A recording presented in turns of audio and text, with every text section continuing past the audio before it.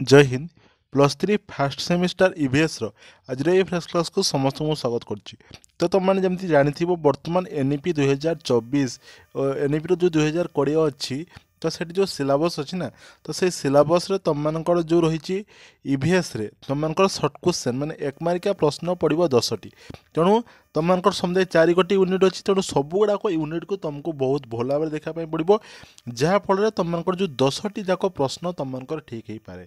तो सी 10टी जाक प्रश्न तुम मान एमसीक्यू टाइप क्वेश्चन पड़ पाए वन वार्ड रो आंसर पड़ पाए एमसी आम जो रही फिल इन द ब्लांक्स तो से fill in the blanks type question पड़ पाए। तेणु सब प्रकार प्रश्न को आमको प्रस्तुत होगापी पड़ो जहाँफल जो भी प्रश्न आसिले आम निश्चित रूपे करदे पारिबा। तो आज भिडियो आम सर्वसाधारण स्वास्थ्य परिचालना जहाँकि इवीएस यूनिट 4 अच्छी तो ये विषय को बर्तमान आम आलोचना करवा। तेणु जो भी छात्र छात्री मैंने आगु को प्लस थ्री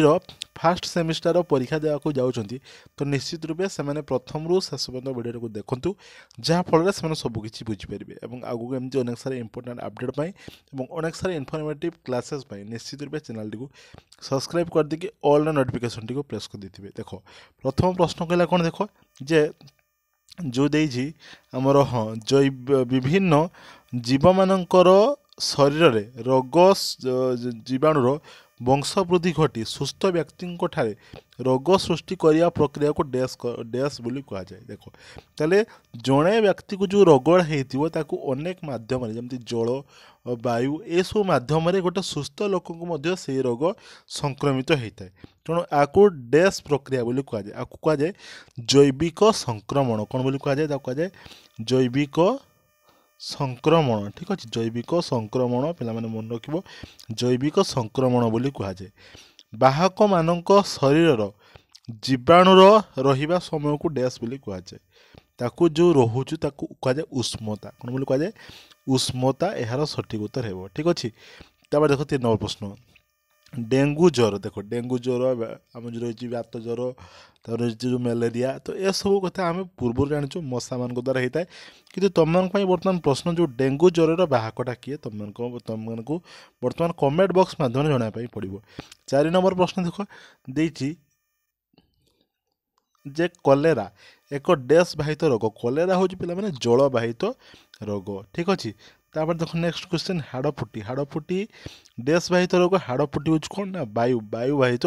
रोग। तापर देख 6 नंबर प्रश्न जलांतक रोग एक डैश जनित संक्रमित रोग तो जलांतक हूँ भूताणु। ठीक अच्छे भूताणु जनित संक्रमित रोग। तापर देख 7 नंबर प्रश्न जे एचआईवी संक्रमण व्यक्ति को डैश कार्यकारिता परीक्षण करने आवश्यकता ताकू कहुए हाँ लीडर। ठीक अच्छे लीडर यार सठिक उत्तर हो। नेक्स्ट 8 नंबर प्रश्न देख कैंसर रोग चिन्हट करने डैश परीक्षण करा जाए तो यार सठिक उत्तर हो गैलेरी रक्त परीक्षण। ठीक अच्छे कौन बोली कहुए गैलेरी रक्त परीक्षण। ठीक अच्छे गैलेरी रक्त परीक्षण यार सठिक उत्तर हो। नेक्स्ट 9 नंबर क्वेश्चन देख डैश कैंसर द्वारा विश्व में साधारणतः अधिका मृत्यु मुखरे पड़ी था तो कौ कैंसर हूँ फुसफुस। ठीक अच्छे फुसफुस यार सठिक उत्तर हो। देख समग्र विश्व में डैश कैंसर को द्वितीय व्यापक कैंसर स्थान दिखाई जहाँकि हूँ स्तन कैंसर। ठीक अच्छे नेक्स्ट क्वेश्चन देख 11 नंबर कही कौन जे मलेरिया रोग सृष्टि करुवा परजीवी को कौन बोली कहुए। ओके मलेरिया रोग कौन एटा तुम कम तुम मैंने कमेंट बॉक्स में जनाओ। 12 नंबर देख डैश नामक अणुजीव द्वारा प्लेग रोग होता है प्लेगटा कौन प्लेगटा कौ रोग होता है। ठीक अच्छे आम जानूँ जो हाँ मूषा ओके मूषा जो अंठा खाइले आमर प्लेग रोग होता है किंतु जदि आम देखा ये कौन कही डैश अणुजीव तेणु अणुजीव कथा कहले कह प्रेस्टिस कौन बोली कहुए प्रेस्टिस तो ये प्रेस्टिस नामक अणुजीव द्वारा प्लेग रोग होता है। तापर देख 13 नंबर कौन कही मिड़मिड़ा और हईजा हो डैश प्रकार रोग सी गोटे कौन संक्रामक रोग ना। 14 नंबर देख गालुआ और नालझाड़ा हो एक डैश बाहित रोग ये हूँ वायु द्वारा होता है। ठीक अच्छे हाँ जल ये तो नालझाड़ा माने जल बाहित भी हो पार ओके ये क्वेश्चन टी भूल अच्छी ए क्वेश्चन भूल अच्छी ओके उत्तर एटा वायु हेनी नेक्स्ट देख 15 नंबर कौन कही हईजा नालाझाड़ा डैश बाहित रोग कौन हम जलबाहित रोग हेब ठीक अच्छे तापर देख हईजा और जख्मा हूँ डैश बाहित रोग हईजा आउ जख्मा कथा जदि कह यूज कौन आमर खाद्य द्वारा भी हो पार ठीक अच्छे खाद्य द्वारा तेणु यह खाद्य बाहित रोग हो पार 17 नंबर प्रश्न देख डैश द्वारा मलेरिया बातज्वर और आमाशय रोग होता है तो कौन हम मशा द्वारा ना 18 नंबर देख डैश द्वारा आंथ्रिक्स ज्वर और हईजा रोग होता है आंथ्रिक्सटा क्या द्वारा होता है रे देख आंथ्रिक्स ज्वरटा माछी मान द्वारा होता है 19 नंबर देख पागला कुकुर बिलुआ देख पागला कुकुर बिलुआ कामुड़े जलांतक रोग हुए क्लास 5 ठीक अच्छे जलांतक रोग तुम मन मन पड़ो क्लास 5 जो रही आम कौन जो परिवेश विज्ञान तो से अच्छी ओके नेक्स्ट क्वेश्चन देख डैश हो एक भयंकर महामारी रोग भयंकर महामारी प्लेग हो पार ठीक अच्छे प्लेग हो पार तापर देख देछि डैश हो प्लेग रोगर मुख्य भाग प्लेग रोगर मुख्य भाग मुझे कौन कहली मूषा ठीक अच्छे जदि पचार आमको जे तार अणुजीव जो कौन ना प्रेस्टिस ओके नेक्स्ट क्वेश्चन देखिए 22 नंबर जे डैश जनसंख्या नीतिर आवश्यकता संबोध में जुक्ति बाढ़ी किए रे किए तो यार सठिक उत्तर जब तुम लिख कौन लिख ना आल्भामिटाल ठीक अच्छे आल्भामिटाल यार सठिक उत्तर हो तेणु आल्भामिटाल जनसंख्या नीतिर आवश्यकता संबोध में जुक्ति बाढ़ी किए आल्भामिटाल ओके तापर देखो 23 नंबर प्रश्न डैश मसीहा को महान विभाजन वर्ष भाव अभिहित करा जाए तो कौटा जहाँकि रही 1921 तापर देखो आमर नेक्स्ट 24 नंबर क्वेश्चन सहरांचल गढ़ी उठी झुंपुड़ी बा कुड़िया मानकर पुंजी को कौन बोली कह जाए तो आम बस्ती कही ना बस्ती अंचल बोली आम कही बस्ती ता परवर्ती प्रश्न देखो 25 नंबर प्रश्न हाँ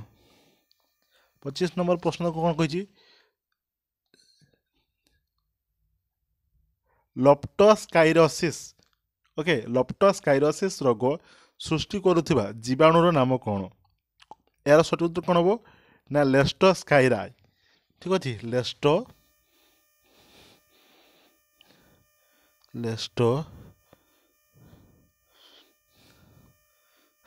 लेप्टोस्पाइरा यार सठिक उत्तर हो देखो 26 नंबर प्रश्न जे पत्थर खादान एवं लुहा पत्थर खनि डैश वायु प्रदूषक निर्गत होता है तो यार सठिक उत्तर कौन हम ना निलंबित वायु ठीक अच्छे निलंबित वायु प्रदूषित होता है निर्गत होता है ओके तापर देखो 27 नंबर प्रश्न कौन कही जे कफरे जीवाणु थिबा जड़े जख्मा रोगी वर्ष को डैश रु डैश जन सुस्थ लक्षी को संक्रमित कर जड़े मिनिमम 10 रु 15 जन को से संक्रमित करदे डैश रोग शरीर समस्त अंगरे देखा जाई पारे खास करी फुसफुस कौ रोगटा जख्मा ठीक अच्छे 29 नंबर प्रश्न देख धूमपानकारी HIV संक्रमित व्यक्ति और डायबिटीज व्यक्ति को डैश रोग होबार संभावना अधिक रही तो कौन हम यह जख्मा हम ठीक अच्छे देख तापर जो नेक्स्ट प्रश्न कौन कही जे आमर रही हाँ माँ ठारू एक शिशु को HIV डैश टी उपाय अवस्था संक्रमित हो पाए ता हूँ 3 गोटी उपाय ओके हाँ जो जख्मा रोगरू जो रक्षा करने शिशु को रक्षा पाइबापी प्रथम जो टीका दि जाए से कौन BCG टीका ठीक अच्छे BCG टीका ओके तो आज 1 रु आम 30 तक आलोचना कलु आउ गोटे क्लास आम 30 पाखु आउ जतक सब क्वेश्चन थी ताको आम कंप्लीट करदे ओके।